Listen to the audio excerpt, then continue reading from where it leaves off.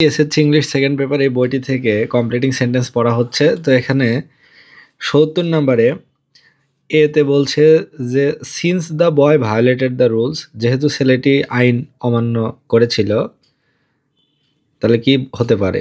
হি ওয়াজ punished, অর্থাৎ আইন অমান্য করেছিল বা লঙ্ঘন করেছিল, এই জন্য তাকে শাস্তি দেওয়া হয়েছিল।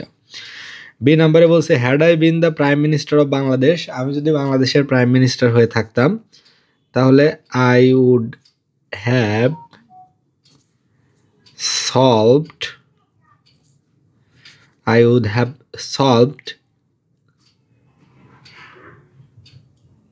ট্রাফিক জ্যাম, তাহলে আমি বাংলাদেশের ট্রাফিক জ্যাম নিরসন করতাম।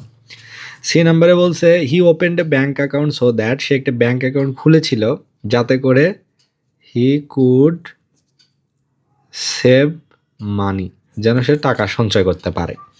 ডি নাম্বারে প্রথমেই গ্যাপ, তারপরে আছে she went out without an umbrella, অর্থাৎ আমব্রেলা ছাড়াই সে বের হলো।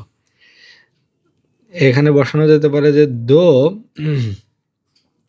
The sun was shining brightly, BRIGHTLY, মানে যদিও আকাশে সূর্য গনগন করছিল তারপরও সে ছাতা ছাড়া বেরোলো।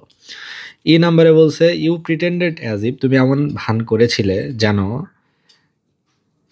ইউ হ্যাড বিন ম্যাড, যে তুমি যেন একটা পাগল।